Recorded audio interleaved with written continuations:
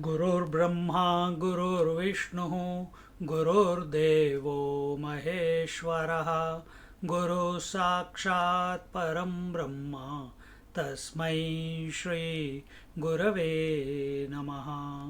तस्मै श्री गुरवे नमः। सच्चिदानन्दरूपाय विश्वोत्पत्त्यादिहेतवे तापत्रयविनाशाय श्रीकृष्णाय वयं नुमः। श्रीकृष्णाय वयं नुमः। ॐ योऽन्तः प्रविश्य मम वाचमिमां प्रसुप्तां सञ्जीवयत्यखिलशक्तिधरस्वधाम्नाम् अन्यांश्च हस्तचरणश्रवणत्वगादीन् प्राणान्नमो भगवते पुरुषाय तुभ्यं। प्राणान्नमो भगवते पुरुषाय तुभ्यं। प्राणान्नमो भगवते पुरुषाय तुभ्यं।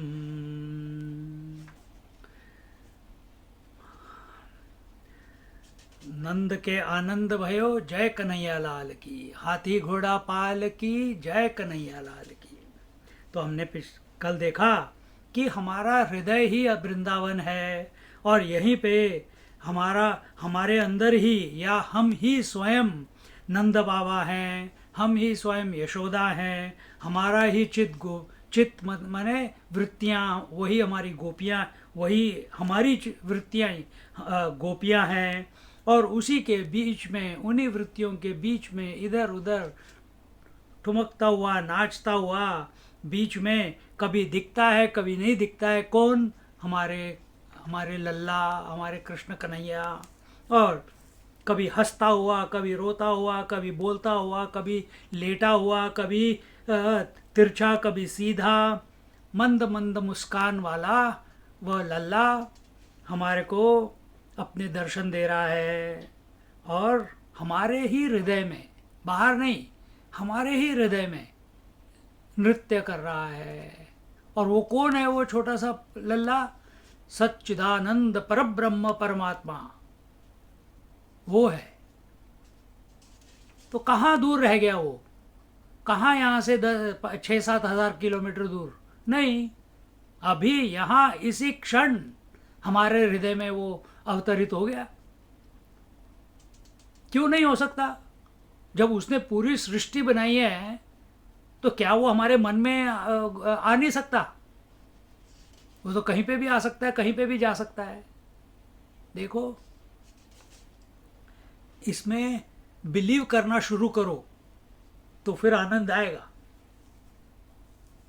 अब देखो, अब दूसरी बात बताते हैं। क्या जब कृष्ण भगवान पैदा हुए थे, कहाँ पैदा हुए थे? काल कोठरी में जेल में।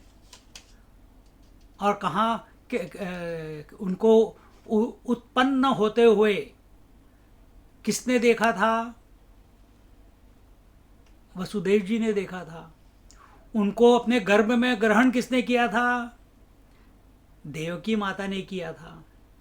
और उनको क्या दर्शन हुए थे?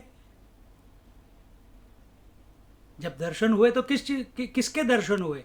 उनको इस छोटे से कृष्ण कन्हैया के दर्शन हुए, या वहां पे जो लेटा हुआ था वो चतुर्भुज नारायण, मिनिएचर साइज उधर था। चतुर्भुज नारायण थे। और उनको देखते ही अपने वसुदेव जी को ज्ञान हो गया। भगवान उनके जीवन में क्यों आए? क्योंकि उन्होंने मांगा था भगवान से कि आप हमारे पुत्र बनकर आइए। देखो, तो उनको भक्ति थी इसलिए उन्होंने बुलाया था, और जब पैदा हुए तो उनको ज्ञान हो गया। और देवकी माता ने कहाँ पे उनको पाला था? अपने गर्भ में। पर जब वो पैदा हुए उसके बाद, तो ये तो हो गया देवकी और वसुदेव जी की स्टोरी। अब देखो यशोदा और नंद बाबा की। नंद बाबा जी को ज्ञान नहीं है, भक्ति है, प्रेम है, पर उन्होंने क्या देखा? उन्होंने तो उनको कृष्ण भगवान को उत्पन्न होते हुए देखा नहीं। उन्होंने तो सीधे बच्चा उधर आ गया, उन्होंने देख लिया। कहाँ से कैसे हुआ, आप उत्पन्न कब हुआ, कुछ नहीं देखा उन्होंने। पर उनको आनंद बहुत आया। देखो, वसुदेव जी को ज्ञान, एक तो भक्ति थी और दूसरा ज्ञान था। भगवान का ज्ञान हो गया कि भगवान ने चतुर्भुज रूप लिया है। और ये दो, और नंद बाबा को ज्ञान नहीं था, बोध नहीं था, लेकिन आनंद था कि मेरे जीवन में, मैं 80 साल का बुढ़ा, मेरे जीवन में एक लल्ला आ गया। और उसको देख के इतने भोर विभोर हो जाते थे। देवकी जी ने कृष्ण कन्हैया को अपने गर्भ में रखा था, यशोदा मैया ने अपनी गोदी में रखा था, उसका आलिंगन किया था। क्या एक दिन के लिए भी देवकी और वसुदेव कृष्ण भगवान के साथ खेल पाए, उसका आनंद ले पाए, अपनी गोदी में खिला पाए? देवकी ने खिलाया नहीं। उसी क्षण पैदा होते ही, जैसे ही देवकी ने बोला कि मेरे को तो बच्चा चाहिए था, ये चतुर्भुज, इमीडिएटली वो 2 हाथ के हो गए। और इमीडिएटली उसके बाद उन्होंने ऐसी लीला रची कि इससे पहले कि वसुदेव जी और देवकी उनके साथ खेलें, बातें करें, थोड़ा सा भी प्यार व्यक्त कर पाएं, इससे पहले इस डर के मारे कि कंस आएगा, उनको आकाशवाणी सुनाई दी और वो उसको अपनी बाहों में नहीं, अपने सर पे लेके वृंदावन निकल गए। देवकी जी को तो गोदी में भी लेने का चांस नहीं मिला, दूध पिलाने का भी चांस नहीं मिला अपने स्तनों से। यशोदा जी को सब कुछ मिला, गोदी में भी आए, दूध भी पिलाया, डांटा, फटकारा, खेला। नंद के आनंद भयो, जय कन्हैया लाल की। देखो, तो इसमें वसुदेव जी ने पहचान लिया, नंद बाबा जी ने पहचाना नहीं। तो इस तरीके से कल हमने आपको बताया था कि जब किसी के प्रति हमें लगाव हो जाता है, हमें प्रेम हो जाता है, तो उसके बारे में हमें उनको क्या अच्छा लगता है और क्या अच्छा नहीं लगता है, इसके बारे में पता चलना शुरू हो जाता है, अगर हम प्रेम करते हैं तो। तो जैसे जैसे यहाँ पे यशोदा जी और अपने नंद बाबा, इन दोनों को प्रेम हो गया है कि इतने वर्षों के पश्चात उनके जीवन में एक पुत्र आया है। तो उनका तो आनंद की कोई सीमा ही नहीं है, और नाम भी ऐसे ही है, नंद बाबा। आनंद में नंद छुपा हुआ है, मिश्रित है। तो इस तरीके से, तो जिससे हम प्रेम करते हैं उनके बारे में हमारी जानकारी बढ़ती है। और नंद बाबा के घर में भगवान प्रकट हुए तो उन्होंने पहचाना तो नहीं, ये तो हमने आपको पहले ही बताया, परंतु उनको आनंद, बहुत बहुत बहुत आनंद हो गया। और जिससे हमें प्रेम होता है, हमको उनके बारे में उनकी जानकारी की ज़रूरत नहीं होती। लैला मजनू थे, लैला इतनी कुरूप थी, कोई सुंदर नहीं थी, लेकिन प्रेम में सब चलता है। प्रेम में कमियां देखी नहीं जाती। अगर आप अपने पार्टनर्स में, अपने बच्चों में कमियां देख रहे हो, मतलब प्रेम नहीं है।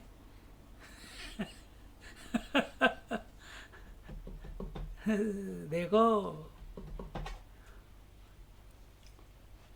तो उस भगवान की जानकारी होने के लिए तो कि हमें नंद बाबा को इसकी ज़रूरत नहीं थी, और हमें भी ये ज़रूरत नहीं है कि इसकी जात क्या है, इसकी उम्र क्या है, इसकी जब अगर पता नहीं कितनों का प्रेम विवाह हुआ है जो सब सुन रहे हैं, तो आपने कभी पूछा था अपने पति से कि तुम्हारे पास घर है क्या, तुम्हारे पास मोटर है क्या, तुम्हारे पास बैंक बैलेंस कितना है, सोना कितना है, तुम्हारे माँ बाप की जायदाद कितनी है? उसके हिसाब से फिर मैं देखूंगी कि तुमसे शादी करनी है कि नहीं करनी। ये तो मापदंड हो गया। जब प्रेम होता है वहाँ पे कोई मापदंड नहीं, कोई इन्फॉर्मेशन चाहिए ज़रूरत नहीं है, कोई जानकारी की ज़रूरत नहीं है। निश्चल प्रेम, दिल खुल जाता है। मैं चली देखो प्यार की गली। हाँ, राधा बोलती है, वैसे ही प्रेमिका भी बोलती है। तो तो हम तो ये पूछते नहीं जहाँ प्रेम होता है कि मोटर कैसी है, घर कैसा है, मकान कैसा है, कपड़े कैसे हैं, सोना कितना है, बैंक बैलेंस कितना है, और ये सब। और अगर इन चीज़ों के बारे में सोचने लग गए तो हम फंस गए, फिर प्रेम कहाँ। और भगवान के बारे में भी हमारे मन में ऐसे विचार कभी आते ही नहीं। इनका रथ कहाँ चला गया, इनकी त्वचा कैसी होगी, इनकी जीभ कैसी होगी, इनका चुंबन कैसा होगा, नहीं। हम सिर्फ प्रेम करते हैं बच्चों से। यहाँ पे कृष्ण से हम सिर्फ प्रेम करते हैं। प्रेम में कोई सीक्रेट नहीं है, जो अपने दिल में है वो खोल दिया सामने। वृंदावन में आप जाओगे, प्रेम में झगड़ा करते हैं, गाली देते हैं, अगले क्षण एकदम नॉर्मल हो जाते हैं, फिर नेक्स्ट क्षण झगड़ा करते हैं। उधर रहने पे पता चलेगा, वैसे तो दिखता नहीं, पर रास्ते पे जाओ अभी तो, क्योंकि अब इतने लोग आने शुरू हो गए हैं, तो ओरिजिनल जो लोग हैं वहाँ पे टूरिस्ट को ज़्यादा कम दिखते हैं। पर उधर रहने लगे, 1-2 महीने रह के देखो, किराया लो और वहाँ पे रहो, अपना कृष्ण का भजन करो, उसके बाद वापस आ जाओ। कहीं घूमो मत, तीर्थ यात्रा बहुत हो गई, वृंदावन में जाके रहो, वाराणसी में जाके रहो भजन करने के लिए। तो इस तरह से अब आप देखेंगे कि नंद बाबा तो अपनी कृष्ण भगवान को अपनी गोद में लेके खिलाते हैं। वसुदेव अपनी गोद में लेकर श्री कृष्ण को कभी चांस ही नहीं मिला, उनको तो सर पे रख के लेके गए थे। और सर पे उठाया, वो भी ये नहीं कि खुशी खुशी में सर पे उठाया, डर के मारे सर पे उठाया, और वो भी किसी दूसरे के घर में पहुंचाने के लिए, अपने घर ले जाने के लिए नहीं।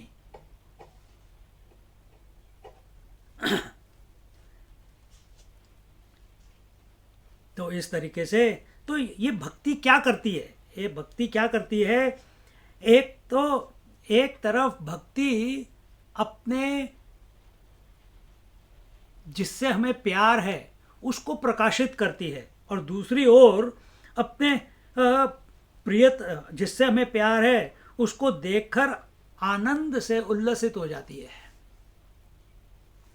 देखो, तो एक तरफ तो आपकी आंखें कृष्ण भगवान को देख रही हैं, और दूसरी तरफ आपके हृदय में हलचल मची हुई है प्रेम के मारे। दोनों चीजें हो रही हैं। तो इस तरीके से अब आप देख लीजिए, तो अगर जहां पे हमारे हृदय में प्रेम है वहां दुख रह सकता है क्या? वहां दुख रह सकता है क्या? हम एक अधर्म करते हैं हम अपने जीवन में तो हमें दुख होता है, हमने पाप किया तो दुख हुआ, अगर हमने दुनियादारी में हम बुरे फंस गए तो हमको दुख होता है, मन मन मन चंचल होता है तो हमें दुख होता है, अगर हमें किसी चीज का ज्ञान नहीं है उसका भी दुख होता है। लेकिन भक्ति में कोई दुख नहीं है, भक्ति सरल है, अपने आप को न्यौछावर कर देना है प्रभु के ऊपर। और इस तरह से जब अब तो ये जो मैंने अभी सारे सब चीज़ें बताई जिसकी वजह से दुख हो सकता है, ज्ञान से, पाप से, दुनियादारी से, इन सब सिर्फ नाम हमने ले लिया दुख। दुख को हटाने का, दुख के निवारण का एकमात्र उपाय, और वो क्या उपाय है? भक्ति। और भक्ति, जब इस भक्ति में ये सामर्थ्य है, सामर्थ्य में एबिलिटी,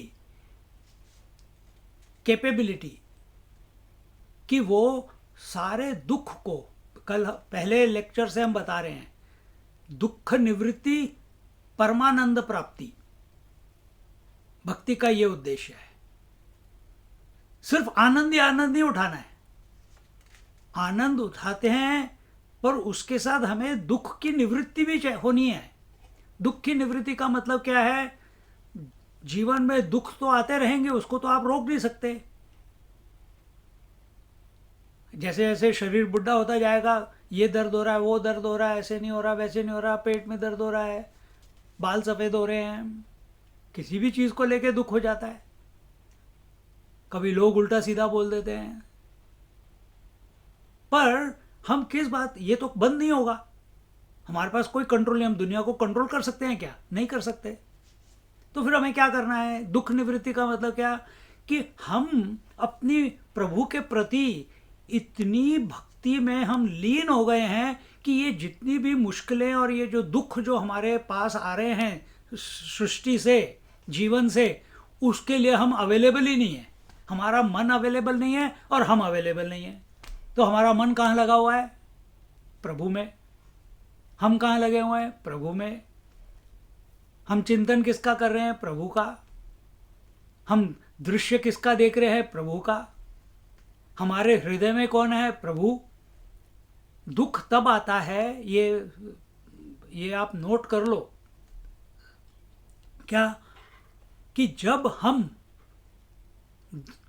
दुनिया से प्रेम करने लगते हैं तब दुख आने शुरू हो जाते हैं। किसी से प्यार कर लिया और उसने अगर तुम्हारी तरफ देखा नहीं और उसने किसी और को ढूंढ लिया तो तुम्हें दुख हो गया। इतने साल शादी करने के बाद अगर उसने आपको छोड़ दिया तो फिर दुख हो गया। हर क्षण, जब हम एग्जाम पास नहीं हुए तो दुख हो गया, एग्जाम पास हो गए तो खुशी हो गई, शादी नहीं हुई तो दुख, शादी हुई तो दुख, थोड़ी देर के लिए आनंद, पर बाकी समय दुख ही दुख है। सिर्फ कॉम्प्रोमाइज करके चल रहे हैं आगे। देखिए, तो हमको ऐसे जीना है कि हमको 100%, 100%, आपकी भाषा में जुल्म तरीके से जीवन में जीना है, जहां आनंद ही आनंद, परमानंद। और वो ये जो आनंद है, ये जो परमानंद है, ये हम अपने बलबूते पे नहीं ला सकते। ये आता है प्रभु की कृपा से। और प्रभु की कृपा कब आती है? जब हम प्रभु के बारे में चिंतन करते हैं, प्रभु के बारे में, प्रभु से भक्ति करते हैं, प्रभु से प्रेम करते हैं, प्रभु की सेवा करते हैं, तब वो स्फुरित होता है अपने हृदय में। तो अगर किसी के बारे में सुना है, कोई संत है, धर्मात्मा है, तो हम कहते हैं अरे ये तो धर्मात्मा है, ये तो बड़ा भक्त है और दुखी है। कभी देखा है ऐसे? अगर कोई संत, अगर जिसको तुम बोल रहे हो कि ये संत है या ये सन्यासी है या ये भक्त है भगवान का, और आपको ये भी दिख रहा है कि वो दुखी है या वो कंप्लेन कर रहा है कि मैं दुखी हूं, तो वो संत नहीं है। तो वो भक्त नहीं है। भगवान का भक्त कभी दुखी नहीं हो सकता।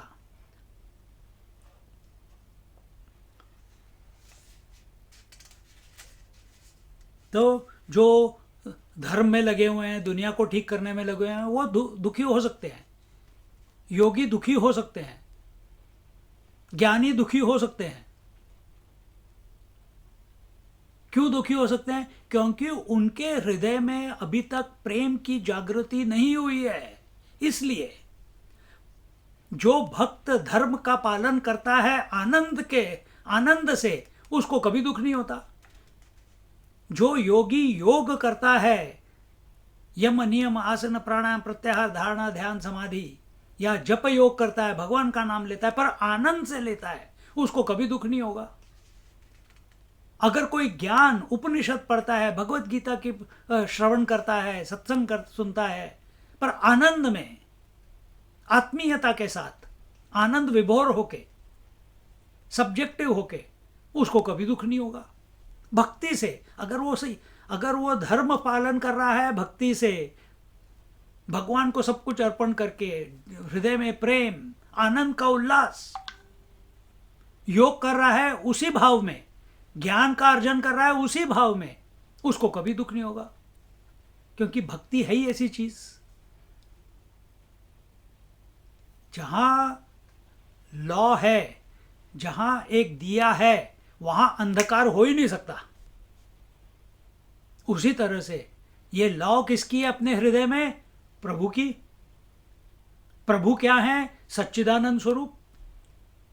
प्रभु क्या है? न तत्र सूर्यो भाति न चंद्र तारकम नेमा विद्युतो भांति कुतो यम अग्नि तमेव भांतम अनुभाति सर्वम तस्य भाषा सर्वमिदं विभाति।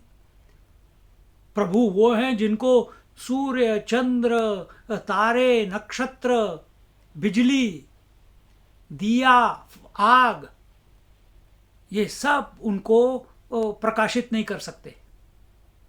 ये उनके परे हैं, ये उनकी वजह से वो प्रकाशित होते हैं।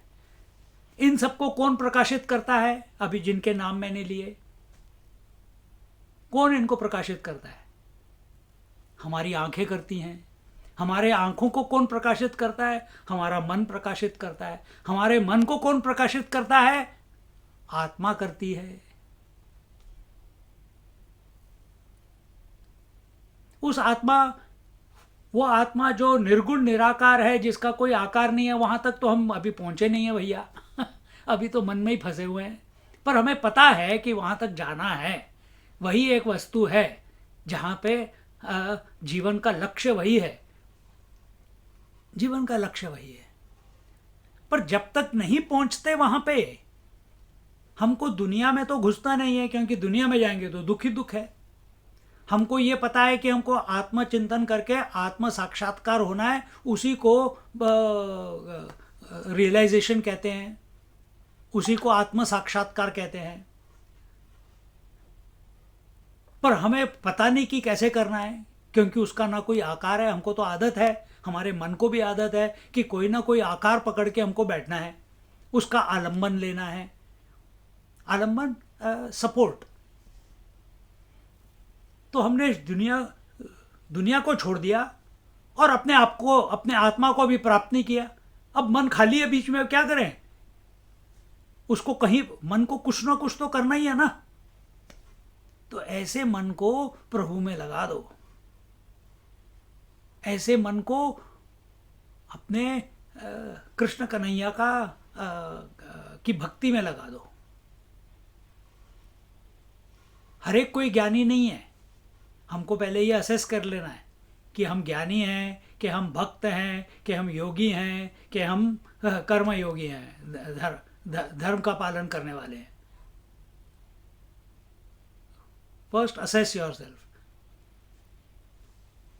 दुनिया जैसे चल रही है, शीप मेंटालिटी मत रखो। आप सबसे एक अनोखे व्यक्ति इस पूरी सृष्टि पे हैं। आप जैसा कोई है ही नहीं। ढूंढ भी लोगे, हम शक्ल शायद कोई मिल जाए, पर उसमें भी कोई ना कोई त्रुटि होगी। जैसे एक्ट्रेस के हम शक्ल होते हैं ना, डबल रोल करते हैं कभी कभी, तुम्हारा भी कहीं ना कहीं मिल जाएगा अगर ढूंढने गए तो।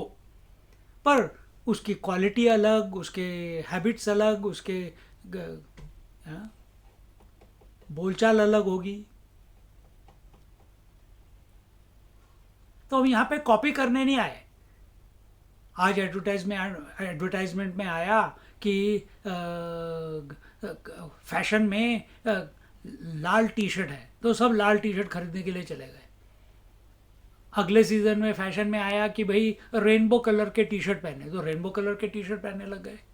सबके सब, पूरी दुनिया वही, कोई यूनिकनेस ही नहीं है, कोई यूनिकनेस ही नहीं है, अपना कल्चर ऐसा नहीं है। आप सब में एक यूनिकनेस है, एक अलौकिक, यू आर डिफरेंट। अलौकिक मेरे ख्याल से वर्ड है, यू आर यूनिक। तो आप ढूंढो कि आप क्या हो, पहले उसका मूल्यांकन करो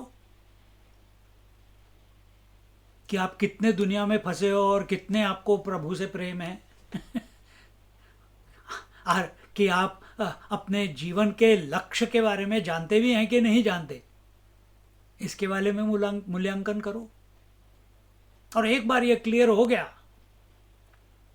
कि हाँ मुझे प्रेम तो है, मेरे को आत्मा साक्षात्कार तो करना है, मेरे को प्रभु से प्रेम भी है, पर ये दुनिया मेरे को खींचती जाती है, मेरे रिलेशंस मेरे को खींचते रहते हैं, मेरी ड्यूटीज़ मेरे को खींचती रहती है, मेरा काम मेरे को खींचता रहता है।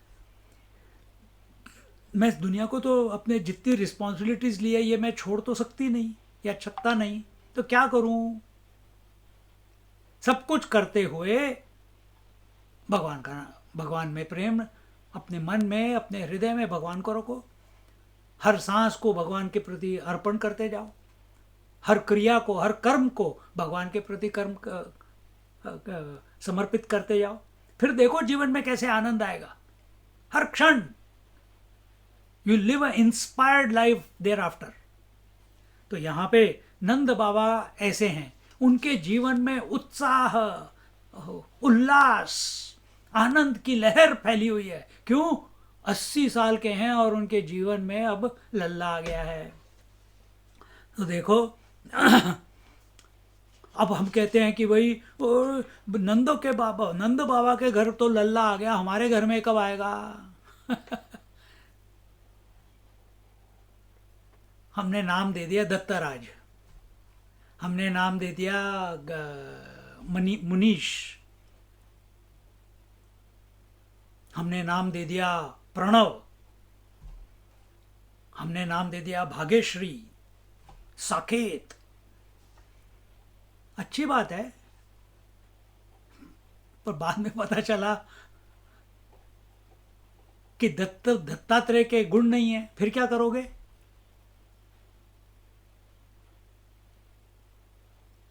साकेत के गुण नहीं है, फिर क्या करोगे? तो अगर जिस प्रकार से नंद बाबा के जीवन में, ये भी एक बहुत रहस्य वाली बात है ये, कि बच्चे पैदा करने हैं तो कैसे करने हैं। बच्चों का अवतरण होता है। देखो भगवान यशोदा और नंद बाबा ने तो कोई बच्चा पैदा नहीं किया, वो तो योग माया की थी, वो तो चली गई। अगर हमको भगवान अपने हृदय में लाने हैं या अपने जीवन में, मेरे को कब उनके दर्शन होंगे, मेरे को कब उनको हक करने का चांस मिलेगा? भैया पहले पात्र तो बनो। पात्र बनना समझते हैं? Become the right vessel.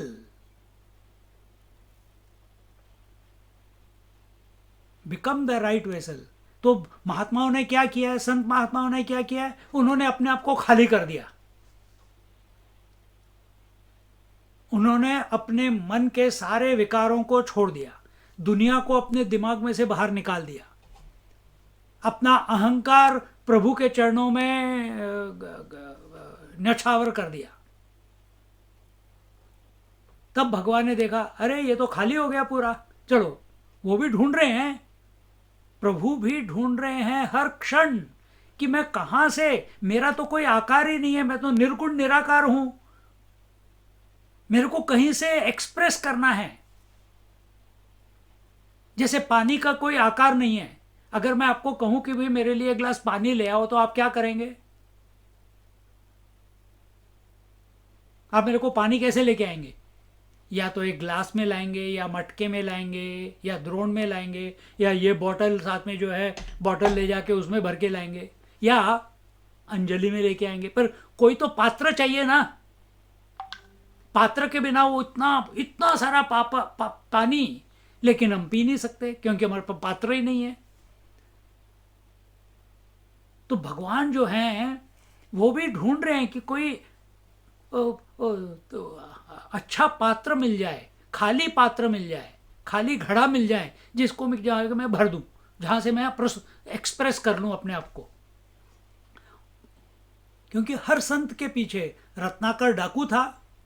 उसने कितनी गलतियां की थी जीवन में, कितनों को मारा था, कितनों को लूटा था, लेकिन जब उसके जीवन में सत्संग आया नारद मुनि के द्वारा, वहां से उसका जीवन बदल गया।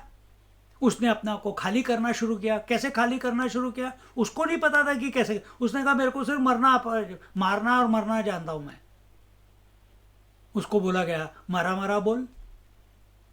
और सिर्फ प्रभु राम की भक्ति से उसके जीवन का परिवर्तन हो गया। वो डाकू से ऋषि बन गया। और ये पॉसिबिलिटी आपके जीवन में भी है, हमारे जीवन में भी है, सबके जीवन में है, सबके जीवन में है। भगवान तो वेट कर रहे हैं। आपका टीवी अभी ऑफ है, इसका मतलब ये नहीं कि मूवी नहीं आ रही वहां पे। आपको सिर्फ ऑन करना है, पिक्चर शुरू। तो सिग्नल तो है ही ना। आपने ऑन नहीं किया तो अपने आप को ऑन कर लो। ऑन कैसे करना है? अभी सत्संग सुन रहे हो तो ऑन हो, चिंता मत करो। देखो, तो हमको आनंद आना चाहिए, हमको रस आना चाहिए। जब प्रभु की लीला सुनते हुए, प्रभु का चिंतन करते हुए, प्रभु का नाम लेते हुए, जीवन जीते हुए, हृदय में प्रभु को रखते हुए सब कुछ करते चलो, और उनका रस लेते रहो कि वही सब कुछ है। अंदर भी वही, बाहर भी वही, ऊपर भी वही, नीचे भी वही, आगे भी वही, पीछे भी वही।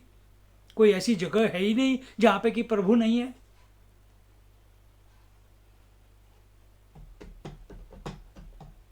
उनके बारे में चिंतन करेंगे, उनसे प्रेम करेंगे, उनके प्रति भक्ति का भाव होगा, तो हृदय परिवर्तन होगा।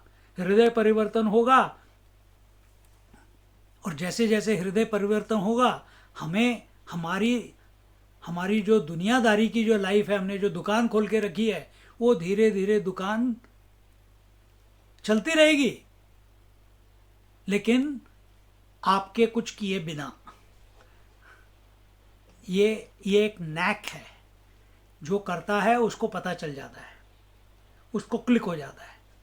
जो सिर्फ सोचता है उसको कुछ नहीं होगा कि अच्छा ये कैसे हो गया, पहले मेरे को आंसर चाहिए, उसके बाद मैं भक्ति शुरू करूंगा, नहीं तो मेरा टाइम वेस्ट हो जाएगा।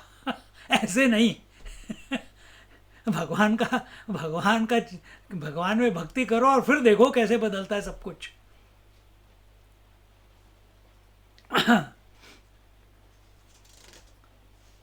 तो हमारे अंदर राग, द्वेष, काम, क्रोध, लोभ, मोह, मद, मात्सर्य, अहंकार, ये सब लेके कि इधर की चुगली उधर चुगली करना है, उसके बारे में बुरा भला कहना, इसके बारे में बुरा भला कहना, सबके साथ गुस्से में बात करना।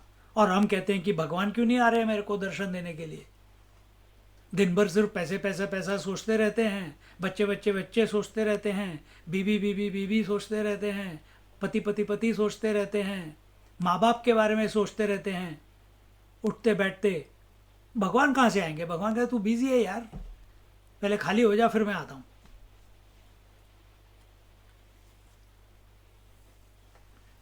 तो जो लोग शुरू से गुरु महात्माओं की संगति में रहते हैं बचपन से, जो बचपन से, और जिन्होंने उनके साथ रह के गुरुकुल में रह के या उनकी संगति में रह के पढ़ो। बहुत सारे महात्माओं की जीवनी है, कैसे वो महात्मा बने। शिरडी बाबा की ले लो, गोंदवलेकर महाराज की ले लो, कबीरदास जी की ले लो, तुलसीदास जी की जीवन ले लो।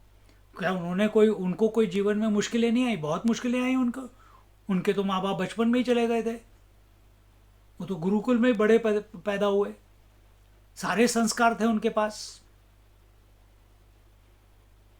देखो, तो उनको शुद्धिकरण कम करना पड़ा, क्योंकि वो बचपन से साधना कर रहे थे, वेदों का अध्ययन कर रहे थे, भजन कर रहे थे। उनका जो आचार था वो सब एकदम धर्म तुल्य था।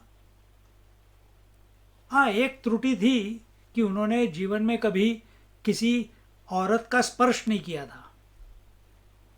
अब जब उनकी शादी कर दी और उनको स्पर्श हुआ तो वो लट्टू हो गए अपनी पत्नी के प्रति।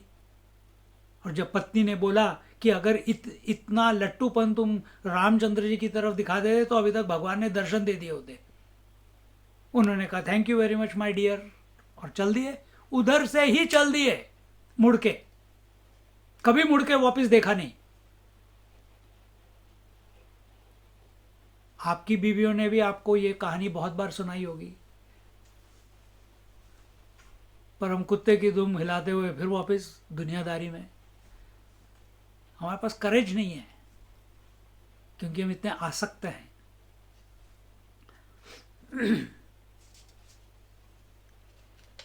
तो हमको, जो लोग जीवन में ये चाहते हैं, ये बर्तन अपने आप को काबिल पात्र कि खाली बर्तन कैसे बनाना है, हमको खाली नहीं करना है, तो हम क्या करते हैं, गुरुओं को ढूंढते हैं। यार ये गुरु ये अच्छे लगते हैं, यहाँ पे ज़्यादा भीड़ है, चलो यहाँ पे ज़्यादा भीड़ है, मतलब ये कभी काफ़ी प्रभावशाली लगता है ये गुरु, यहाँ पे जाएंगे तो मेरा काम बन जाएगा। कैसे बन जाएगा यार, ये टच कर लेंगे। एक बार हम कहीं पे थे, एक औरत आई, पता नहीं कहाँ से, एकदम पैर पे ही पड़ गई हमारे। कलकत्ता की बात है शायद, हाँ 2003 में, पैरों में ही पड़ गई। कहते नहीं, मेरे को मेरे पीठ पे थपथपी करो। मैंने कहा मेरे पास ऐसे कुछ नहीं है, मेरे को करो, छोड़ो ही ना मेरे को। मैं पकड़ लिया मुझे वहाँ पे काली मंदिर के बाहर, करना पड़ा मुझे बाद में, और चली गई उसके बाद। मुझे पता नहीं क्यों आई और क्यों करा, कुछ पता नहीं। हमें लगता है कि हम दान देंगे तो हमारे को पुण्य, हमारे को भगवान मिलेंगे। दान देने से भगवान नहीं मिलते, मिलते भी होंगे पर अगर दान दिया है कि मैं दानी हूं, मैंने उस बेचारे गरीब को इतना पैसा दिया, कितना, 5 रुपए दिए, मैं तो सेवा करने गया था, मैंने मंदिर को $1,000 दिया, $10,000 दिए, पर हमको चाहिए कि मंदिर के बाहर उनका नाम लिखा जाए कि उन्होंने इनके नाम से ये मंदिर बना है। ये कोई दान हो गया? इंडिया में 5 रुपए दो तो वो भिखारी भी तुमको 10 रुपए वापस दे देगा, कहेगा साहब मेरे को लगता है आपको ज़्यादा ज़रूरत है, ये लो 5 रुपए और, बस पकड़ के चले जाना, ऑटो पकड़ के चले जाना। आजकल 5 रुपए की कोई वैल्यू नहीं है। देखो, तो हमको चाहिए शॉर्टकट, इंस्टेंट ग्रेटिफिकेशन वाली दुनिया है ना आजकल। झटके में प्रेस किया तो सारी इंफॉर्मेशन गूगल पे मिल जाती है। तो हमको कुछ ऐसा प्रेस करना है, हमको कुछ ऐसे चाहिए कि हमको झटके में भगवान डाउनलोड हो जाए हमारे मन में और हृदय में। ऐसे नहीं होएगा भाई, उनकी कृपा ना हो तो कभी नहीं होगा।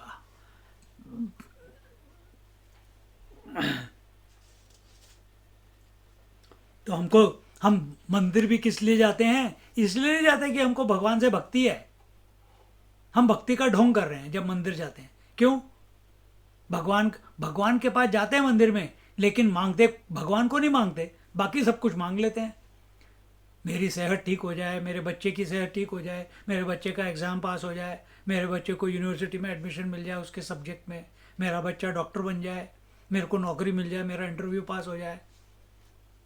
हमेशा लिस्ट लगी रहती है। भगवान को कोई मांगता ही नहीं, वो वेट कर रहा है, वो वेट कर रहा है।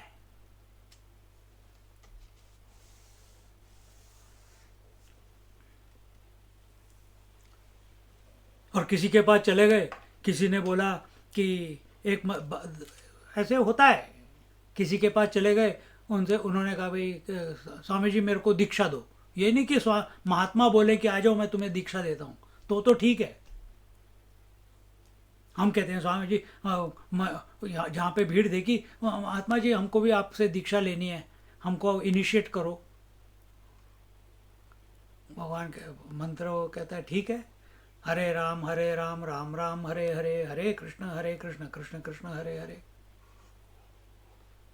और फिर यहाँ पे बात ख़त्म नहीं होती। अब उसने ले लिया, नया नया रंग रूट है, मंत्र मिला है उसको, सबको जाके बताता फिरता है। फिर दूसरा बोलता है यार मेरे गुरु ने तो मेरे को सिर्फ श्री राम जय राम दिया है, तेरे को इतना लंबा दिया है। फिर मंत्र का भी अहंकार कि मेरे पास लंबा मंत्र है, तेरे पास छोटा मंत्र है। देखो, अहंकार अहंकार आने का कोई कहीं किसी भी तरीके से हम बीच में ले आते हैं। तो यहाँ पे भगवान के अखंडानंद जी कहते हैं सिर्फ भक्ति ही भगवान का दर्शन करवा सकती है।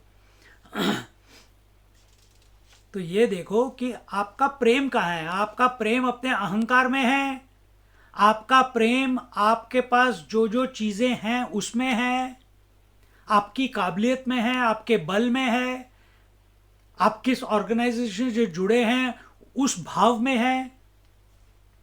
क्या आपका प्रेम आपके रिश्तेदारों में है, आपके पैसे में है, आपकी सेहत में है, या आपका प्रेम प्रभु में है? ये हमने पूरा जो विस्तार से इतना बताया है, सिर्फ ये इसलिए बताया है, ये दिखाने के लिए कि जैसे जैसे हम बोल रहे हैं, सत्संग चल रही है, आप इसका एनालाइज कर सकें कि हम अभी इस क्षण कहाँ पे हैं। हमारा प्रेम, हमारी भक्ति जो है वो प्रभु में है या हमारे रिश्तेदारों में है या जो जो बाकी सब जगह पे। तो अगर कहीं और है तो उसको ले आओ इधर, सही जगह पे ले आओ। अभी इसी समय, इसी क्षण, सुनते समय अपने मन को भटकने मत दो, क्योंकि जहां वो भटकेगा वहां पे उसका मन लग जाएगा। उसको भटकाना ही है तो भगवान की लीला में लगाओ, वही हम कर रहे हैं।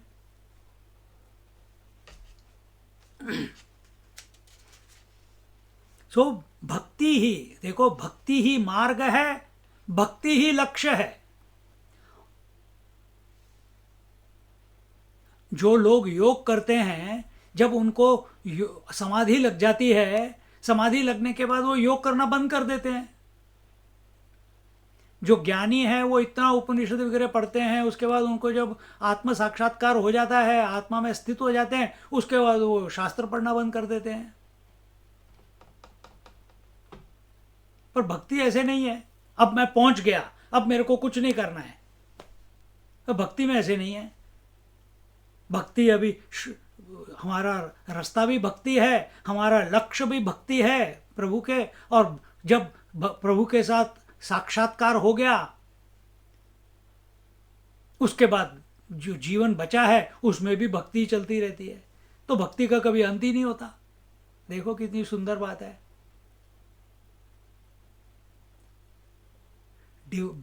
Devotion is the way, devotion is the goal, and after reaching the goal, devotion continues, bhakti continues, the love continues। क्योंकि प्रेम ऐसी चीज है, ये भक्ति जो ऐसी चीज है, इसका कभी अंत नहीं हो सकता। और एक और चीज करती है ये भक्ति, क्या करती है? भगवान को अपने वश में कर लेती है। भक्ति जो है भगवान को, प्रभु को अपने वश में कर लेती है। अब कौन सी भक्ति? अब ये भक्ति जो है ये भी अभी 3 प्रकार की होती है। कैसे? सात्विक भक्ति, रजसिक भक्ति और तामसिक भक्ति। तामसिक भक्ति मतलब क्या? तामसिक भक्ति मतलब जैसे एक क्या कहते हैं, एक अकाउंटेंट है और वो अकाउंटेंट अपने बॉस के लिए काम कर रहा है और उसका प्रेम तो अपनी पत्नी के प्रति है, अपने बच्चों के प्रति है, लेकिन सबसे ज़्यादा समय वो काम पे बिताता है। क्यों भाई? अगर प्रेम ज़्यादा है अपने बच्चे और पत्नी के साथ तो उसके साथ, उनके साथ ज़्यादा बिताओ प्रेम समय। नहीं स्वामी जी, आपको पता नहीं है, जीने के लिए पैसा चाहिए होता है। तो किसमें है उसका मन?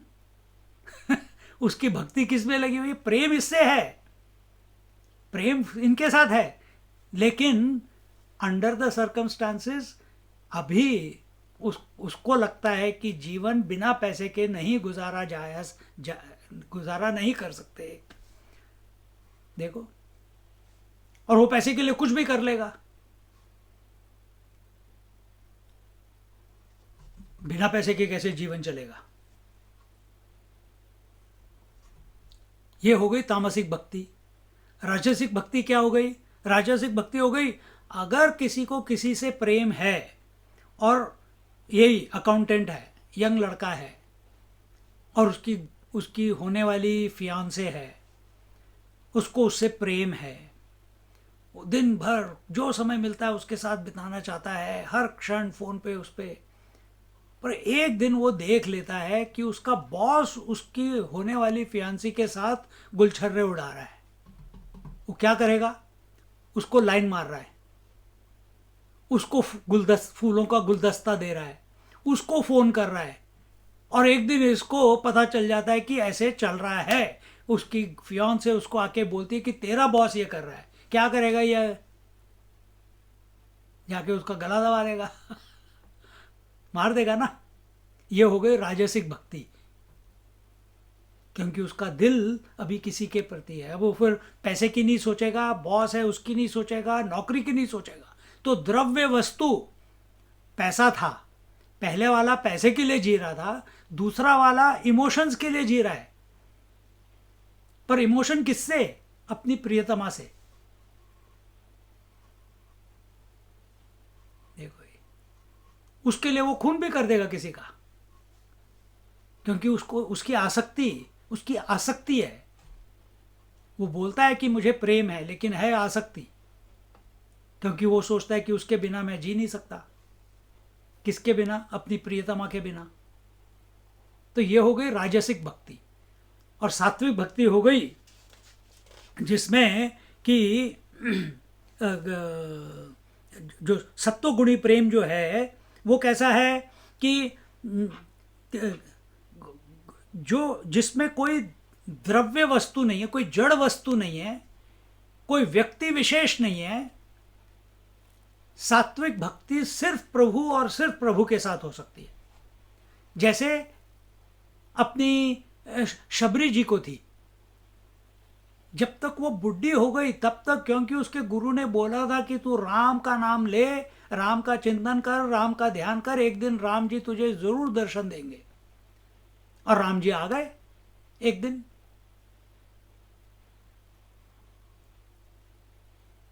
ये भक्ति का पावर है। ये सात्विक भक्ति कभी भी दुनिया के प्रति नहीं हो सकती। सात्विक भक्ति सिर्फ प्रभु और प्रभु के लिए हो सकती है, ईश्वर के लिए हो सकती है। हम जाते हैं मंदिर, देखते हैं एक मूर्ति, लेकिन अपने मन में प्रभु का चिंतन हो जाता है। कैसे होता है? जब हम जाते हैं, क्या आप आंखें खोल के देखते रहते हो भगवान को? कि भगवान के पास जाते हो और जहाँ पे वो आरती वगैरह हुई, हाथ जुड़े और हाथ जोड़ते ही आंखें बंद हो जाती है, नतमस्तक हो जाता है, साष्टांग नमस्कार हो जाता है। अरे तुम तो गए थे इतनी दूर से, तुम ऑस्ट्रेलिया से सोमनाथ आए, ऑस्ट्रेलिया से के द्वारकाधीश आए, और यहाँ के तुमने आंखें बंद कर ली। देखो, क्योंकि जाने अनजाने में सबको पता है कि प्रभु अंदर हैं। तो बाहर जो हमने प्रभु देखे, हमको पता है कि ये वो एक प्रतीक हो गए, और उनको देखते ही हमारे को अपने अंदर के प्रभु याद आ जाते हैं, क्योंकि हमको सबको पता है, हर भक्त को पता है कि प्रभु जो है आत्म स्वरूप है, हमसे अलग नहीं है, हमारे हृदय में हमेशा विराजमान है। इसीलिए हम आंखें बंद करते हैं। तो ये सात्विक भक्ति ऐसी है।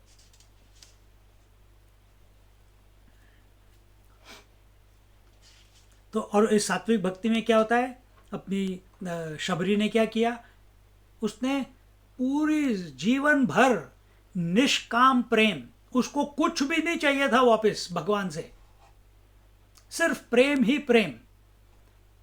और इसके लिए उसने रोज खाना खाया ना खाए, बेर जरूर इकट्ठे करने हैं कि मेरे प्रभु आएंगे तो मैं उनको बेर खिलाऊंगी। रोज सुबह सुबह उठ के थोड़ी सी देर सो के हमेशा अपना आंगन साफ सुथरा सुंदर बगीचा बना के रखा हुआ है, हमेशा पानी छिड़का हुआ कि एकदम ठंडा ठंडा रहे, साफ सुथरा रहे, कि किसी भी क्षण राम आ जाएंगे। इतने वर्ष बीत गए, लेकिन उनके लिए हमेशा अरे आने ही वाले होंगे, इस भाव में वो जीती थी। और हमारा क्या है, एक दिन जप करेंगे, यार एक दिन जप कर लिया कुछ एक्सपीरियंस ही नहीं हो रहा,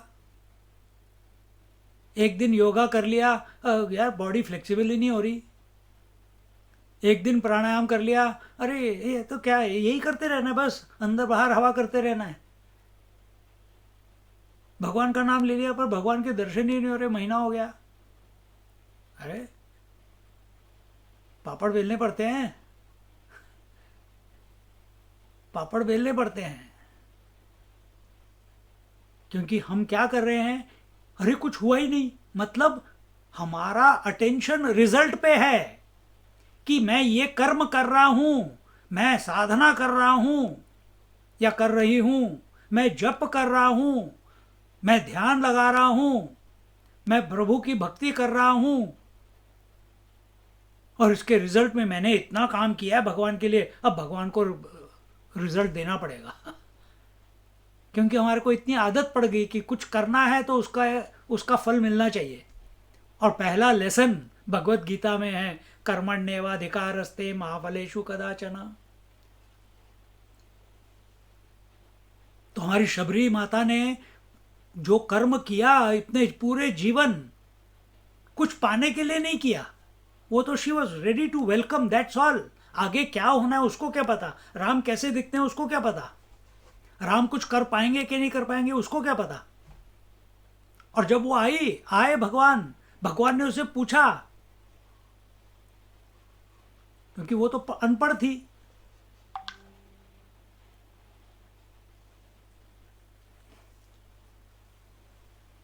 अच्छा उन्होंने बोला कि बता तुझे क्या चाहिए। उसने कहा मुझे क्या चाहिए, मुझे नहीं पता, मैं तो अधम हूं, मैं तो गई गुजरी हूं, मुझे कुछ नहीं पता, ना ज्ञान है ना योगा है ना कुछ, मुझे कुछ नहीं पता प्रभु। तो जब भगवान ने देखा, अरे ये तो अपने आप को मैं कुछ भी नहीं हूं, इतनी बड़ी भक्त है मेरी, इतनी उच्च कोटि की भक्त है, और बोल रही है कि मैं कुछ नहीं हूं, मुझे कुछ नहीं चाहिए। प्रेम में ऐसे ही होता है, अपने आप को मिटा देना पड़ता है। तो जब उसने अपने आप को मिटा दिया कि मैं कुछ नहीं हूं, मेरे को कुछ नहीं चाहिए, तब भगवान रामचंद्र ने उसको ये नहीं बोला कि तू बड़ी महात्मा है, तू बड़ी सिद्ध योगिनी है, ऐसे कुछ नहीं बोला। उन्होंने उसको नवविधा भक्ति बताई, आप लोगों ने सुनी होगी या कभी लेंगे। उस रामचंद्र ने उसको नवविधा भक्ति सुनाई, और जैसे जैसे वो नवविधा 9 प्रकार की भक्ति बताई, और उस हर उन सब 9 साधनाएं जो बताई, भगवान ने कहा ये सब तुम में है। भगवान ने कहा, उसने नहीं कहा। और जैसे भगवान ने कहा कि ये तुम में है, ये दूसरी भी तुम में है, तीसरी भी तुम में है, चौथी भी। और जब 9 कंप्लीट हो गए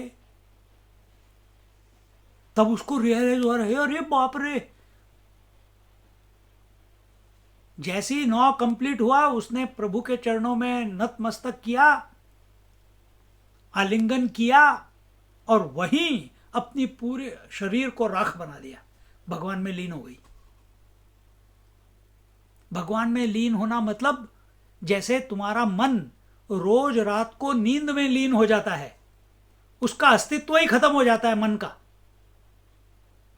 उसी तरह से भगवान को आलिंगन करना, भगवान के साथ एक हो जाना, जैसे राधा और कृष्ण, जैसे राम और सीता, जैसे शिव पार्वती, दिखते 2 हैं लेकिन है एक।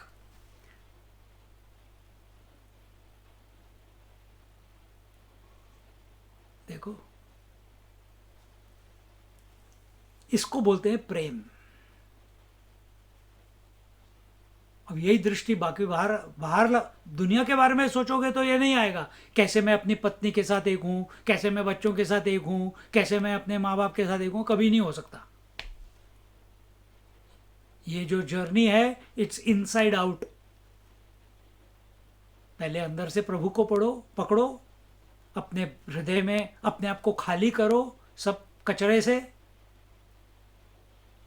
हमारे स्वामी जी कहते हैं, दुनिया की जो चीजें हैं, ईंट पत्थर पैसा सोना पोजेशंस, ये सब सूखा कचरा, और जो हमारे रिलेशंस हैं, जिनके प्रति हमारे इमोशंस हैं, ये गीला कचरा।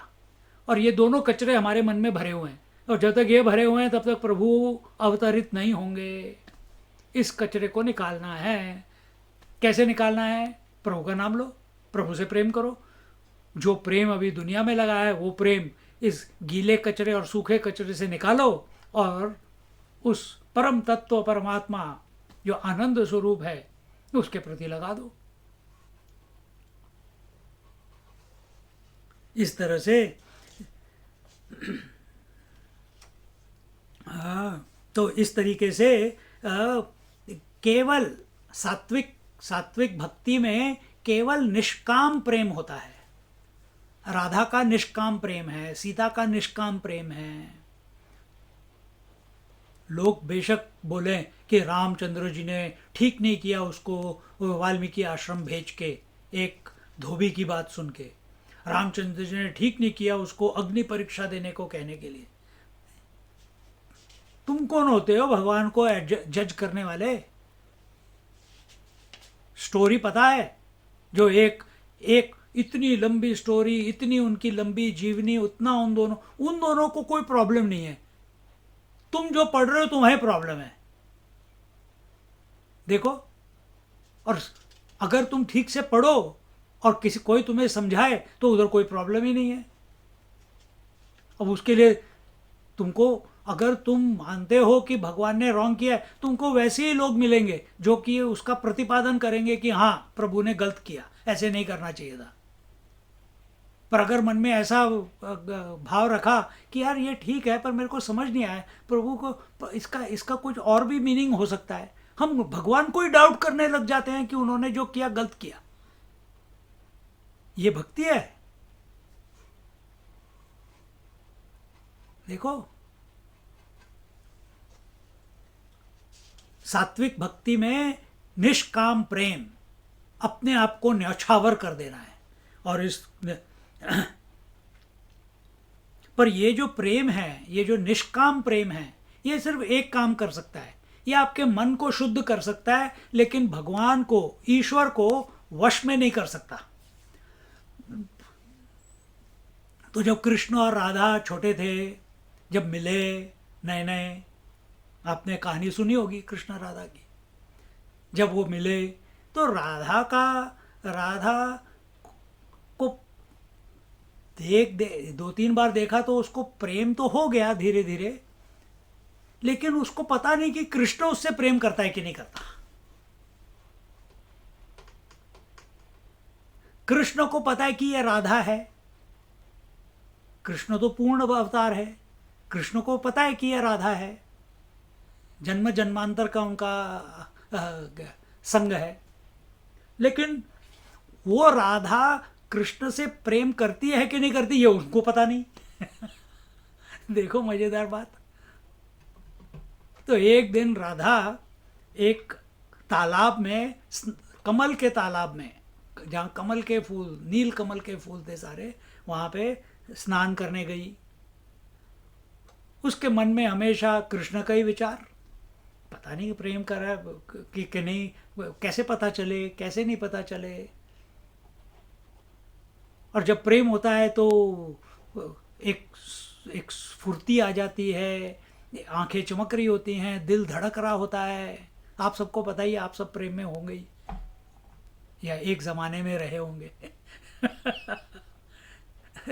तो राधा रानी के मन में ऐसे सब ऐसा हलचल मची हुई है, और उस हलचल के साथ, उस धड़कते दिल के साथ वो उस तालाब में कूदती है स्नान करने के लिए। कृष्ण उसको फॉलो कर रहा था, उसने देखा कि अरे अब जहाँ प्रेम है तो छुप छुप के, तो तुमने भी देखा होगा। हाँ? तो कृष्ण जी भी कूद गए कहीं दूर से, उनको पता चला कि राधा यहाँ पे आने वाली है इस समय, उन्होंने थोड़े दिन देखा होगा, एक दिन वो कूद गए। उनका तो सांवला रंग है, नीला रंग है, वो कमलों के बीच में जाके बैठ गए। किसी को पता नहीं, राधा को पता ही नहीं चला कि कृष्ण भगवान वहाँ पे, कृष्ण वहाँ पे बैठे हुए हैं। तो अपना वो तैरते तैरते पानी को छपक छपक छपक करते हुए, मुख पे मुस्कान, आंखों में तेज चमक, दिल की धड़कन और आनंद में वो थी। और जैसी वो आगे आगे बढ़ी, तो एकदम से कृष्ण सामने, अरे बाप रे, कृष्ण सामने आ गए। अब उसको पता नहीं, उसका तो दिल और धड़कने लग गया, धड़ाम धड़ाम धड़ाम धड़ाम धड़ाम। कृष्ण शांत, क्योंकि उनको पता नहीं, राधा रानी को पता नहीं कि ये कृष्ण प्रेम कर रहा, ये कैसे इधर आ गया। लज्जा भी आई पर प्रेम भी है, निष्काम प्रेम था, उनको कुछ चाहिए नहीं था कृष्ण से। पर उस समय जब भगवान ने देखा इनका भाव, कि ना उस समय उन्होंने अपने आप को कवर करने की कोशिश की, ना भागने की कोशिश की, बस बड़ी बड़ी आंखें करके बस उसको देखती रही, टकटकी लगा के। भगवान ने सिर्फ एक ही काम किया, क्या? भगवान ने बिल्कुल हल्के से अपना हाथ उसके कंधे पे रख दिया।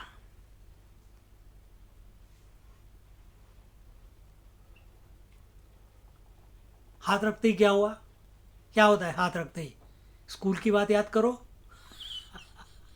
करंट करंट जाता है। अपना करंट अलग था, ये डिवाइन करंट है। तो जैसे ही राधा को उन्होंने टच किया और अपनी बाहें खोल दी, राधा और कृष्ण का आलिंगन हो गया। राधा को पता चल गया कि कृष्ण उनसे प्रेम करते हैं, और कृष्ण को पता चल गया राधा उनसे प्रेम करती है। और उस आलिंगन में न राधा राधा रही, न कृष्ण कृष्ण रहा, दोनों एक हो गए। जब तक खाना दूर है तब तक वो तुमसे अलग है, जब मुंह में चला गया, गले के नीचे उतर गया, अब कहां खाना और कहां तुम, दोनों एक हो गए ना। खाना खुद तो नहीं आ सकता आपके मुंह में, आप ही ने उठाया ना। उसी तरह से राधा खुद नहीं जा सकती थी कृष्ण के पता करने के लिए, कृष्ण ने उसको स्फुरना की, कृष्ण ने उसको आदेश दिया हाथ लगा के। इसी तरह से सात्विक भक्त जो है, जब वो निष्काम सेवा, निष्काम क्या कहते हैं, भक्ति से प्रभु का चिंतन करता है, प्रभु से प्रेम करता है, उसको कुछ नहीं चाहिए प्रभु से, उसको सिर्फ इसी का आनंद है कि मेरे मन में प्रभु हैं।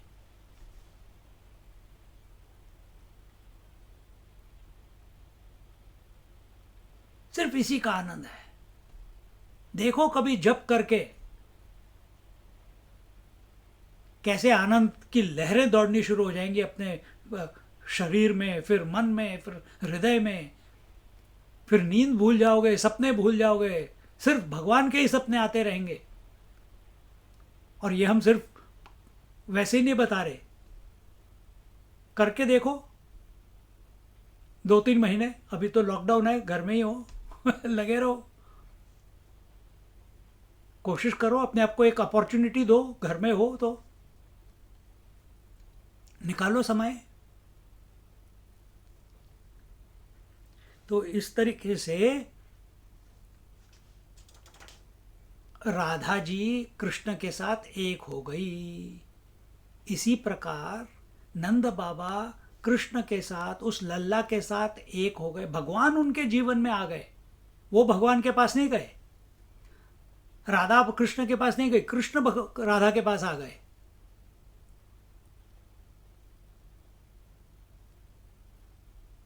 जब हम जप करना शुरू करेंगे, कहानी सत्संग सुनते रहेंगे, कहानी सुनते रहेंगे, भगवान हमारे जीवन में अपने मन में आ जाएंगे आकार लेके।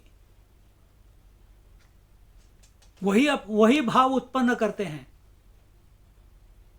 तो जब जब जब कोई छोटा बच्चा आपके गले में तुम बुलाते हो, ले बच्चे आजा आजा आजा आजा आजा, बच्चा आता है और आपको गले लग जाता है और आलिंगन करता है, आपने बुलाया ना।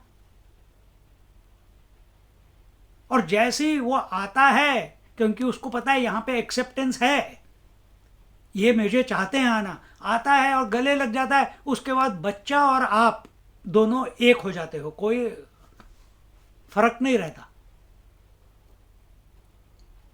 उसी तरह से भगवान को वश में, भक्ति भगवान ईश्वर को वश में करती है।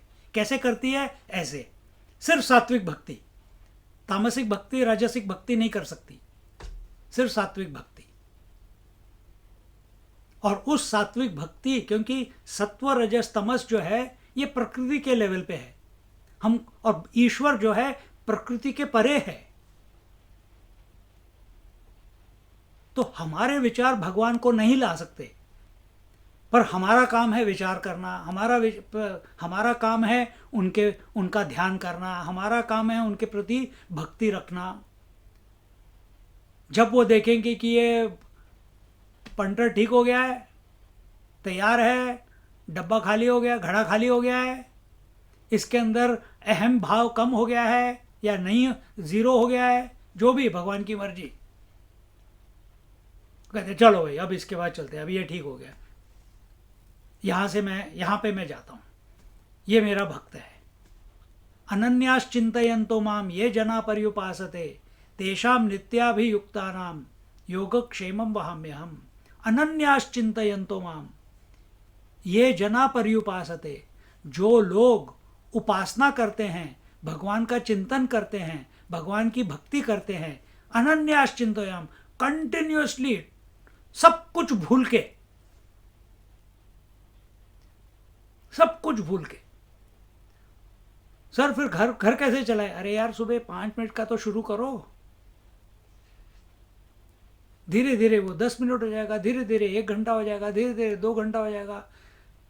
और जैसे जैसे उसका प्रभाव बढ़ता रहेगा, तुम्हें पता चला कि घर में सब कुछ हो रहा है लेकिन तुम्हारी भक्ति बढ़ती जा रही है। ये फालतू का जो डर है ना कि अगर मैं सब कुछ छोड़ के ये करने लगूंगा, तुमने रिजल्ट पे आ गए तुम ऑलरेडी। शुरू तो करो, देखो फिर मजा। अनन्यास चिंतयन्तो माम, तो सब कुछ छोड़ के, सब होते हुए भी प्रभु का चिंतन करते रहो, प्रभु के प्रेम में लोटपोट हो जाओ।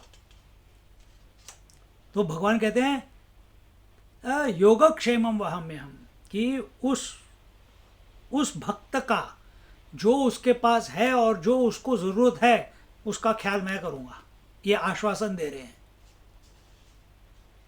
इतना बोलने के बाद भी हम करने को तैयार नहीं है, फिर भी लिस्ट लेके तैयार रहते हैं मंदिर में।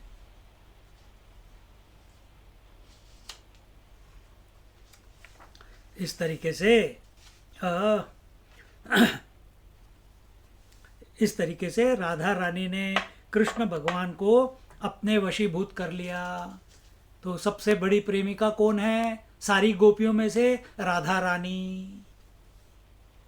इसीलिए उनकी वो पोजीशन है, इसीलिए उनका नाम पहले आता है, बाद में कृष्ण का। राधा कृष्ण, कृष्ण राधा नहीं आता।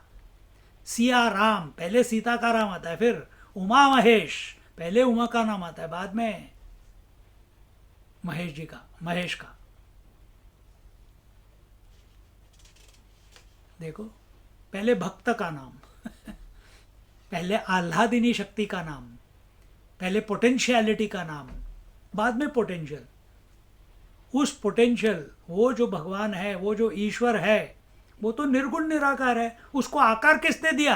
राधा ने। उसको फेमस किसने बनाया? राधा ने।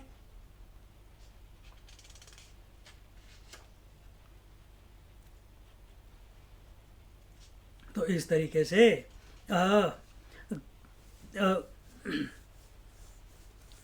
नंद बाबा ने देखा, फिर नंद बाबा के पास चलते हैं। नंद बाबा ने देखा कि हमारी तो 80 साल की वर्ष हो गई है और हम इस उम्र तक तरसते तरसते अब आके लल्ला हमारे घर में आया है। अब और घर में आने के बाद उनके जैसे राधा जी का दिल, हृदय, वो तो प्रेम में धड़क रहा था, यहाँ पे प्रेम में छलक रहा है। वो देख रहे हैं, अरे ये लल्ला, ये छुटका सा उनका हृदय प्रेमानंद, एक समुद्र के समान विशाल काय प्रेम भरा, जिसमें सिर्फ आनंद की और आनंद ही आनंद की लहरें होती हैं। हमने एक दूसरी क्लासेस में बताया है, 2 प्रकार की लहरें होती हैं। एक नदी के ऊपर लहर आती है और एक समंदर पे आती है। नदी के ऊपर जो लहर आती है वो क्यों आती है?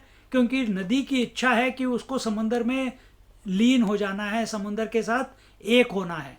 तो वो हिमालय से शुरू होता है वह नदी, और जब चलती है हज़ारों हज़ारों किलोमीटर जाके फिर समंदर में जाके मिल जाती है। तो ये जो गति है पहाड़ों से लेके समंदर तक पहुंचने की, इस गति में उसको कहीं पहुंचना है, कहीं पे जाके लीन होना है, उसका एक डेस्टिनेशन है।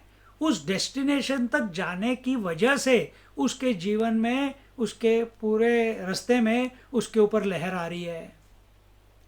पर समंदर को तो कहीं जाना ही नहीं है, उसको कहीं पहुंचना ही नहीं है, कहीं से वो आया नहीं, कहीं उसको जाना नहीं है, तो उसके ऊपर क्यों लहर आ रही है भाई? उसकी समंदर की लहर आनंद की लहर है। जो आनंद उसका अस्तित्व है, उस आनंद की अभिव्यक्ति हो रही है। और नदी पे जो लहर है वो कुछ करने है, मेरे को कुछ करना है। क्या करना है? मेरे को समंदर में लीन होना है। तो कर्म की लहर है, वो इंडिविजुअलिटी की लहर है, विचारों की लहर है कि मेरे को कुछ कहीं पहुंचना है।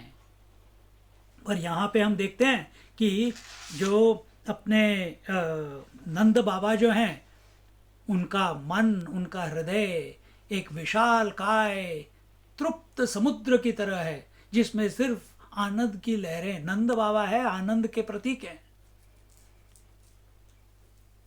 उनको कभी आप रोते हुए नहीं देखोगे। नंद बाबा को हमेशा खुश, हमेशा आनंद में। और उन्होंने, और देखो सबसे बड़ी बात, जो नंद बाबा है उन्होंने जो वो सर्वव्यापी निर्गुण निराकार ईश्वर या परमात्मा उसको, उसके प्रति उनका इतना समर्पण है कि उस निर्विकार जो कहीं पे किसी भी सीमा में आ ही नहीं सकता, उसको 1.5 हाथ का बना लिया कृष्ण भगवान और उसको अपनी गोदी पे खिला रहे हैं,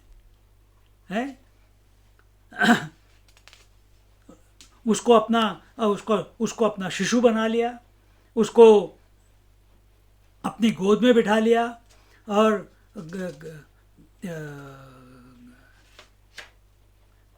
फिर उसको बोलते हैं अच्छा बेटा इधर आ जा, अच्छा बेटा मेरे जूते ले आ, अच्छा बेटा आप नाच के दिखा। हम भी अपने बच्चों के साथ करते हैं ना, अब बोले ABCD अब भजन किया, नंद के आनंद भयो जय कन्हैया लाल की, हाँ चलो डांस कर, वो भी डांस करके दिखाएगा। तो कौन डांस कर रहा है? वो ब्रह्म स्वरूप ईश्वर परमात्मा जो पूरी सृष्टि का आधार है, उसको नंद बाबा डांस करवा रहे हैं, उससे नंद बाबा अपनी चप्पलें मंगा रहे हैं, उसको यशोदा मैया उखल से बांध रही है, उसके पीछे गोपियां डंडा लेके भाग रही हैं, उसके बारे में कंप्लेन कर रही हैं। देखो कितनी सुंदर बात है।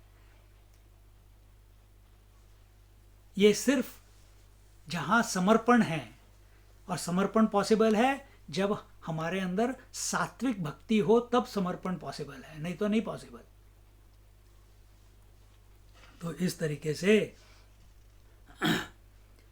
तरीके से यशोदा मैया और यहाँ पे नंद बाबा, इन दोनों ने उस परमेश्वर को अपना बंदी बना लिया है। बंदी, it's a very strong word, अपने वश में कर लिया है। जो कहीं समा नहीं सकता, उसको नंद गांव में समा लिया है, अपने घर में समा लिया है, अपने हृदय में समा लिया है। उसको ऑर्डर कर रहे हैं, ये कर वो कर, ये कर, ऐसे कर वैसे कर, गाँव में चरा, और वो भी कर रहा है सब कुछ। उसको डांस करने को बोलो तो ऐसे डांस करेगा, उसको ये बोलने को बोलो तो वो बोलेगा।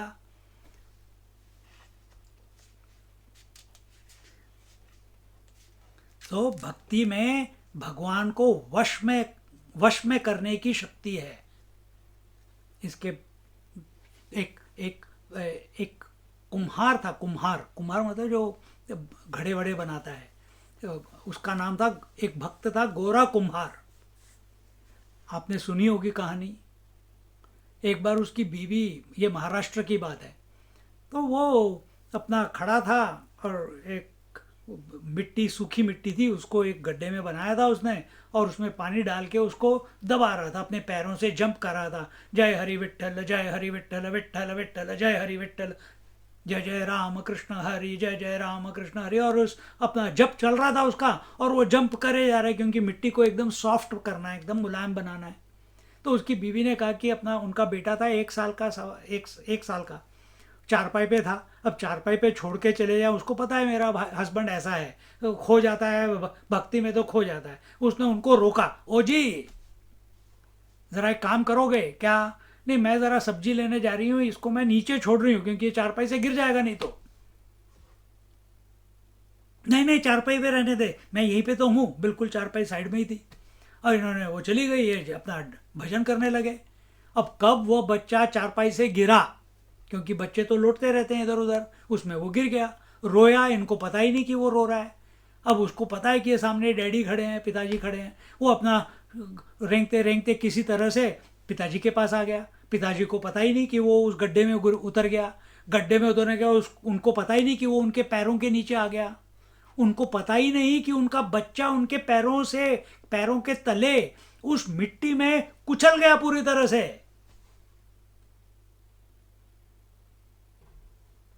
हम भक्ति की बात कर रहे हैं, मरने की बात नहीं कर रहे। और कुचल गया। जब पत्नी वापस आई, उसने कहा कि अरे कहाँ पे है अपना छोटू? तो उन्होंने कहा मुझे पता नहीं। उसने नीचे देखा तो खून ही खून। ये क्या, किसका खून है? उधर देखा खोपड़ी अलग पड़ी है, हाथ अलग पड़ा है।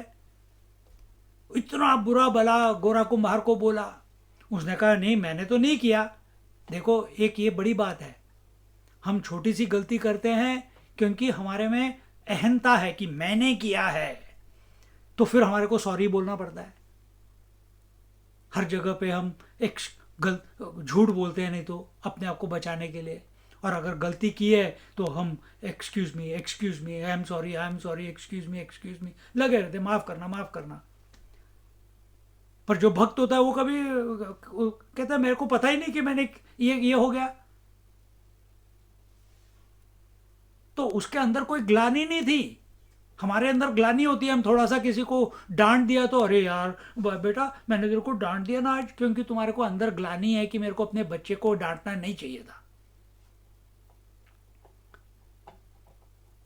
और तुमने डांटा क्यों? क्योंकि तुम्हारे को चाहिए कि तुम्हारा बच्चा तुम जैसे कह रहे हो वैसे उसको बिहेव करना है। पर ये तो छोटा शिशु है। तो उन्होंने कहा कि मैंने नहीं, मैं अब खाना, मेरे से अगर ऐसे हुआ है, ये प्रभु ने रोका क्यों नहीं? उसने खाना पीना बंद किया और जय जय रामकृष्ण हरि करके पूरे सब लोग उसके, अरे इसको ये पागल हो गया लगता है। भगवान भक्ति में पागल हो जाता है आदमी। राधा भी पागल थी, इसीलिए उसको प्रियतम में कृष्ण मिले। और जैसे जैसे उन्होंने जप शुरू किया, 3 दिन में उनका बच्चा फिर वापस उनके पास। नामदेव महाराज का नाम सुना होगा। कोई भी प्रॉब्लम लेके आता था, वो भगवान का नाम लेते थे, भगवान का कीर्तन करते थे, और वो उसकी प्रॉब्लम ठीक हो जाती थी। तो इब्ने ये क्या कर दिया, ये तो साहूकार हो गया, ये तो बिजनेस हो गया कि मैं भगवान को बुलाता हूँ, और भगवान का उन्होंने वश में कर लिया था। भगवान को अपने आप को मिटा दिया था, अपना अस्तित्व मिटा देना प्रेम में प्रभु के प्रति, प्रभु की भक्ति में अपने आप को मिटा देना, तभी। और हम अपने आप नहीं मिटा सकते, ये प्रभु करते हैं। जैसे हमने राधा की बात की थी, उन्होंने पहले टच किया, तो वो जो अपने अंदर, जब हम सोने के लिए जाते हैं रोज रात को, हम नींद के बारे में सोच रहे हैं, अब मैं सोने वाला हूं, मैं सोने वाला हूं। जब नींद हमको टच करती है पहले, उसी क्षण हमारे मन में से सारे नींद के विचार खत्म हो जाते हैं और हम उसमें लीन हो जाते हैं। उसी प्रकार जब हम प्रभु का नाम ले रहे हैं, प्रभु की लीला सुन रहे हैं, प्रभु के संकीर्तन कर रहे हैं, जब अपने हृदय में प्रभु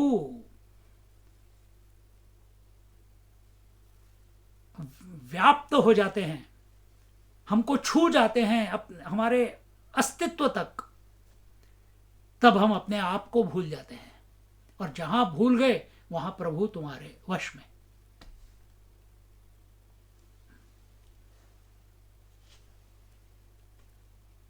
इसके बाद अब आगे जो चलेगा, कल से जो है थोड़ा सा और है, फिर उसके बाद अभी कितने 2 दिन और है ना अभी।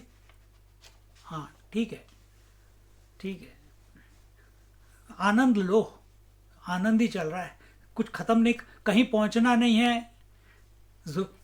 5 दिन में पूरी भागवत तो कंप्लीट कर नहीं सकते, सारी लीलाएं भी नहीं हम आपको सुना सकते, और आपने लीलाएं तो बहुत कई बार सुनी होंगी, लेकिन इस लीला के पीछे ये जो हम इस बार जो हमने सत्संग में लिया है कि प्रेम कैसे करना है, प्रेम किसे कहते हैं, और अब कल से देखेंगे प्रभु की इच्छा हो तो कि इसके पीछे ये रहस्य जो है, अब ये रहस्य खुलता जा रहा है धीरे धीरे, और जैसे जैसे खुलेगा आगे फिर देखेंगे ये जो पूतना का रहस्य क्या है, फिर शक्टासुर का रहस्य क्या है, अघासुर का रहस्य क्या है, बकासुर का रहस्य क्या है। शायद फास्ट फॉरवर्ड में हो जाए, लेकिन हो जाएगा, चिंता मत करो। कंस तक पहुंच जाएंगे 2 दिन में। तो 3 दिन है स्वामी जी। कैसे? Saturday Sunday Monday, Sunday Monday 2 दिन है अभी। हाँ, कल ये सब भूमिका है, this is all foundation, getting the heart ready, getting the heart ready so that भगवान इधर आके बैठ जाएं। और जब बैठ जाएंगे फिर भी थोड़ी त्रुटियां होती हैं, क्योंकि अहंकार इतनी जल्दी मानेगा नहीं, कंस हमारे अंदर जो है वो मानेगा नहीं, तो वो पूतना भेजेगा, फिर शक्टासुर भेजेगा। तो क्या है वो चीज़ें हमारे अंदर जो भक्ति भक्ति का जब जब भक्ति से प्रभु की जो भक्ति होती है, तो प्रभु की कृपा से कैसे ये सब के सब एक एक करके जो त्रुटियां हैं, जो अहंकार के जो टेंटेकल्स हैं, कैसे वो मर जाएंगे उन, और वो क्या हैं वो हम देखेंगे कल परसों, संडे और मंडे को।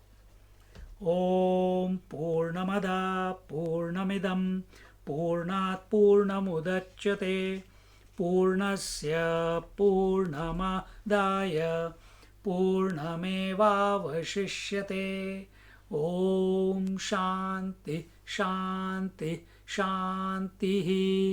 हरिः ओम। श्री गुरुभ्यो नमः। हरिः ओम।